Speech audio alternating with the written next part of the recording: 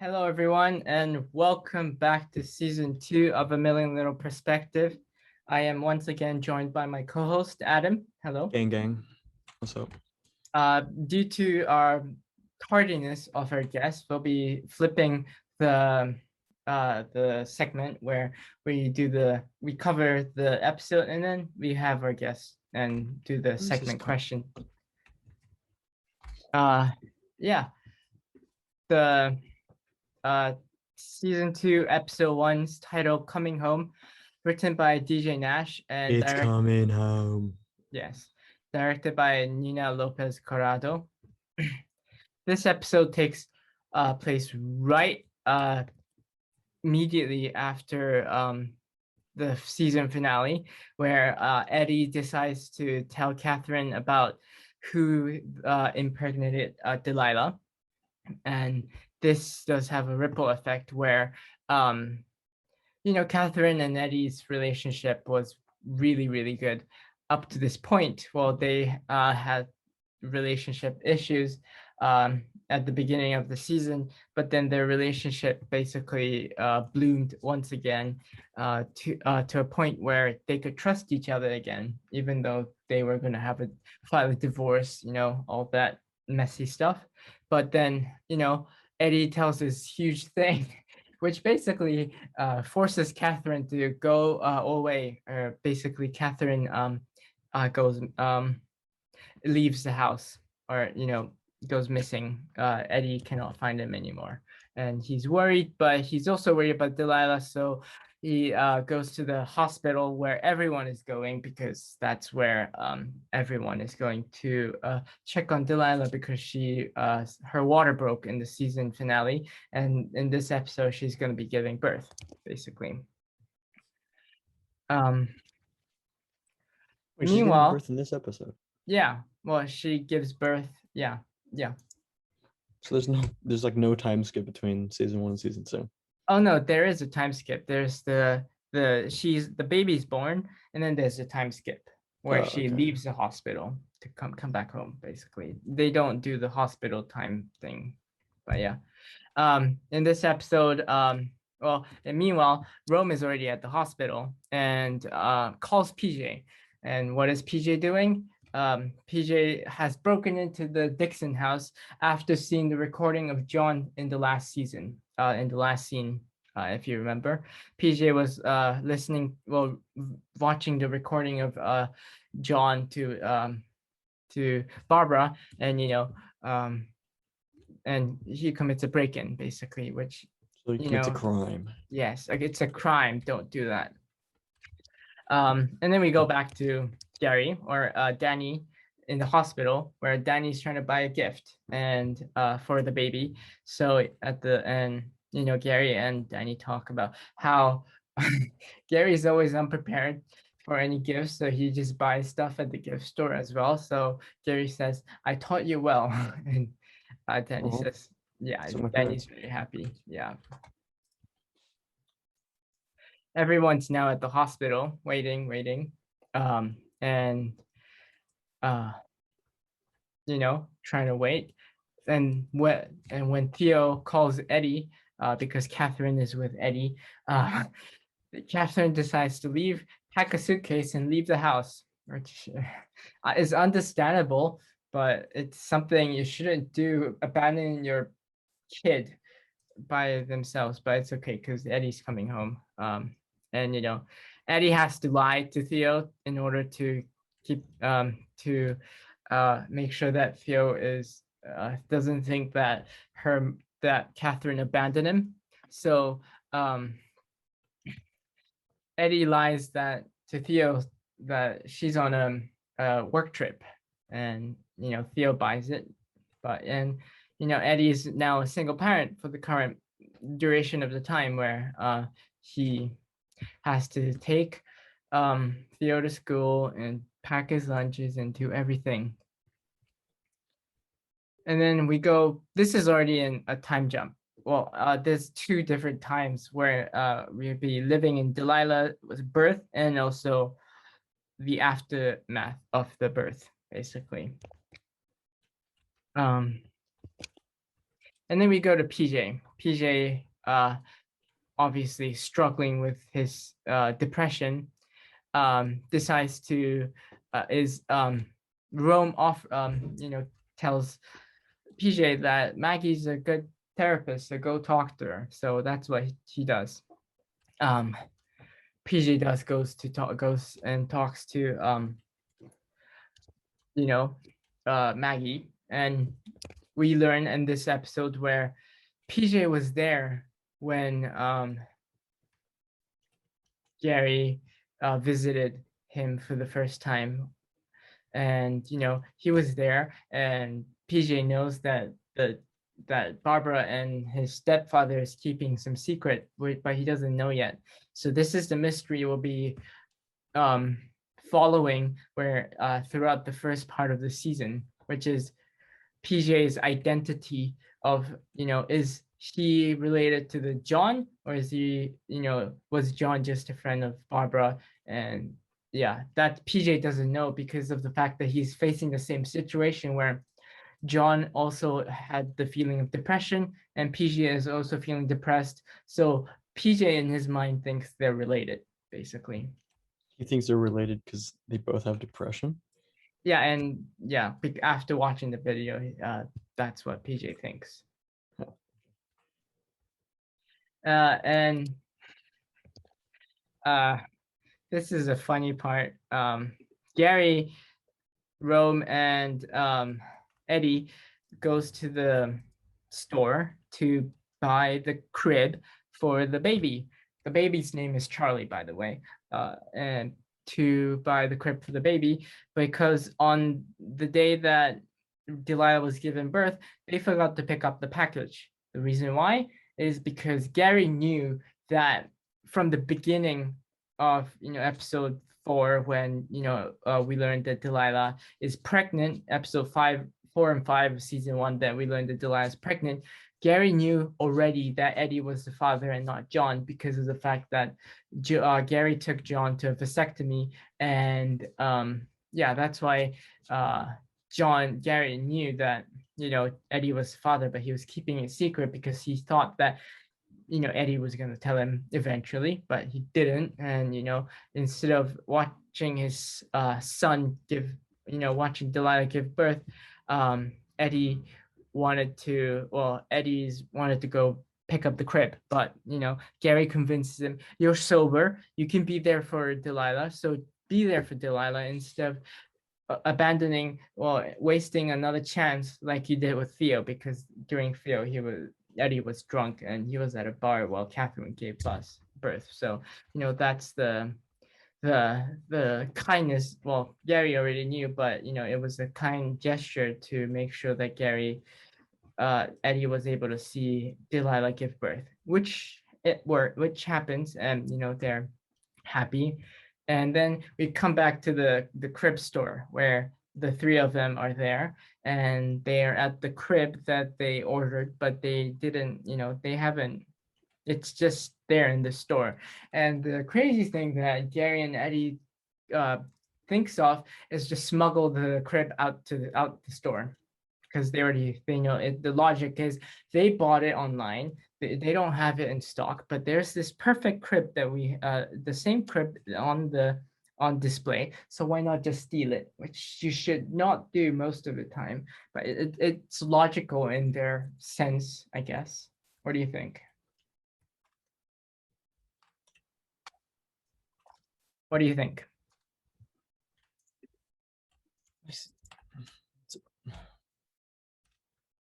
Do you think it's logical? I guess. But Rome refused to help because he's an African American, and he says, I'm not going to do this because I'm Black and I don't want to get caught by the police, because if I was doing this, I would get shot, which is also a second logical idea thing. And then we come to this frustrating part where this nurse is being very, very evil to Delilah because of the way that to take care of Charlie, but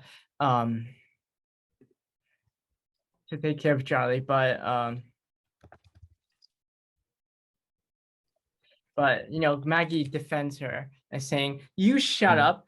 If I want to learn from anyone to take care of a child, I will do it from Delilah. So you shut up and just shut up." And the nurse calms down and stops being this thing and this mad person, and they're able to leave the hospital.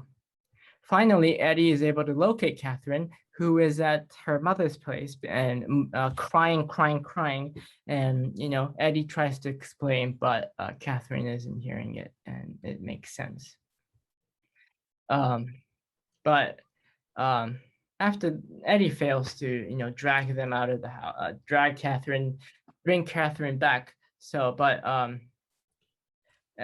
But in the next scene, a happier scene where it's welcome home, Charlie, the baby. Charlie finally arrives to the Dixon house and arrives and becomes the member of the group. Basically, it's a really nice way. Like Charlie becomes a member of the group.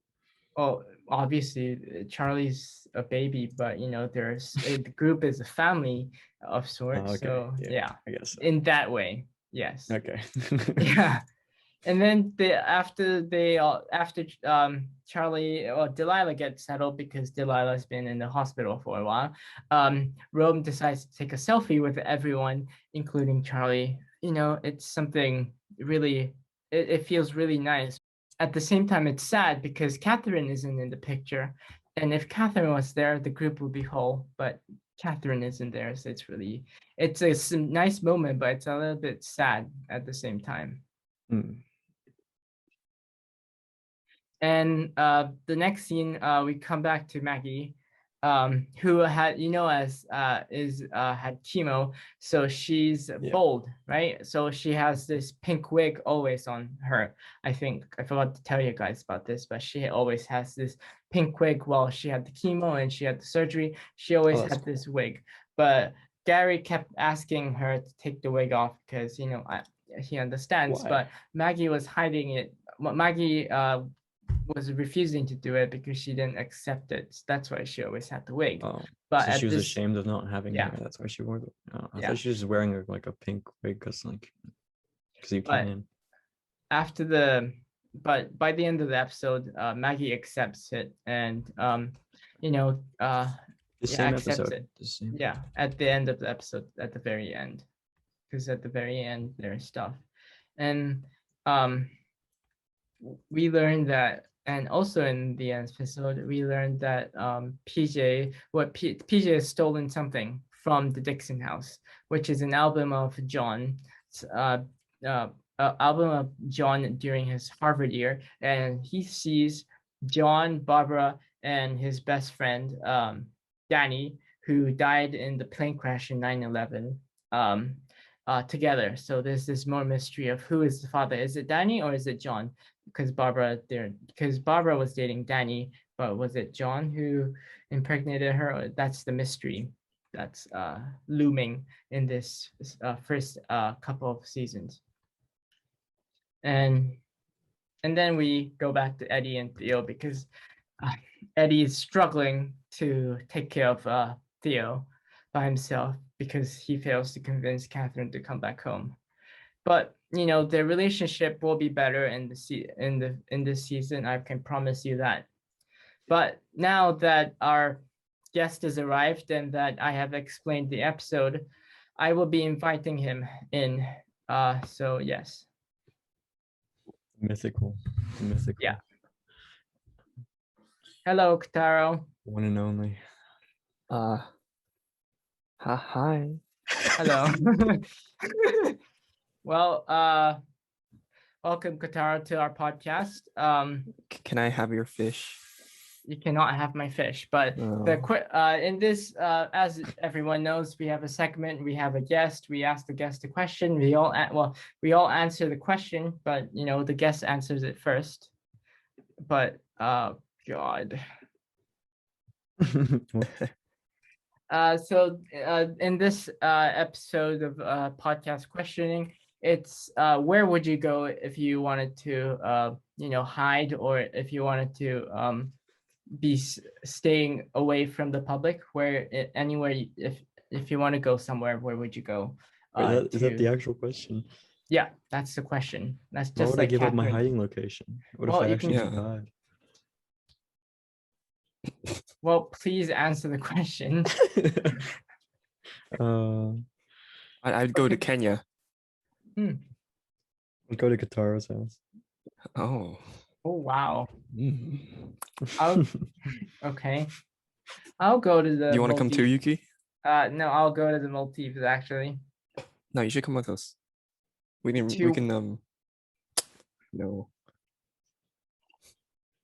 keep the human race going. What? I think I'd go. What? Yuki. I didn't ask when an Yuki. apocalypse happens. But Yuki, under what circumstance are we hiding? If you had to hide away from the public. Okay, but like under what circumstance though? Just to take a vacation, or because when you're overwhelmed, you have to take a break. When you want to take a break, basically. Oh, I usually just like whenever I'm overwhelmed, I just stay in my room and cry. But other than that, I don't know. Yeah, me too. Yeah. Yeah. Usually I go to Katara's house and cry. Yeah, actually. I get like a noose and get a bottle of wine. Oh, yeah. Line myself with Get the butter. bottle of wine. Mm-hmm. Buy some I'll- candles. I'll go to the Maldives and Get Yeah. a nice looking cucumber. what? Go to town. Actually, Katara has a point though. Yeah. That's why I go thought- to his house. Okay. So you would Yeah. fly from Australia to Japan just when you're overwhelmed. You must be overwhelmed a lot. Yeah. Yeah. Right. And then I hit the local restaurants, order myself some unagi, chow down. He also hits me. Yeah, but we don't have to talk about that. Okay. Can you edit that out? Yeah, I will do that. don't Okay, worry. thanks, man. Actually, can you leave that in? I want everyone to know. That you hit Kataro Yeah. physically and mentally, right? And emotionally, Yeah. Psych that out of psychologically. I like it. And I forced him to watch Yokai Watch. Wouldn't it be the other way around? I don't love the Yokai Watch. I love Yokai Watch. What are you talking about? Well, I would stay away from any. What's the word? Watch your language here. Stay away from any The- hard stuff, and I'll just Hard stuff. hard Sounds, weird, pressured Yuki. place, and I'll rather be at a place where you can relax. Nah, Yuki, And- I think you just down highballs. That's an option too, I guess. Have you ever been to Kenya? No. No? Well, what about Sudan? No, I have not been to Africa, the That's good continent. places. Wait, Yuki, you haven't been to Africa? No. The Okay, closest is, I think, Maldives. Anyway, hi Yuki's mom. Hope you're doing well. If she ever listens to this part, I hope you're doing well. I'm gonna wish my father a happy birthday because Oh, it's happy his birthday birthday. today. How old's your father? Happy birthday. Anyway, thank you for listening to our podcast. Wait, is it actually his birthday soon? Or Yeah, no, it is his birthday today. Oh, happy birthday. But by the time you watch this, it'll probably be a long time. Or the next day. But yeah, thank you for listening Happy to our birthday. podcast. We will have at least 8-9 episodes before the summer break ends for me. And yeah, thank you for listening, and we'll see you next time for a whole new episode of A Millennial Perspective. Thank you. Thank you. Bye.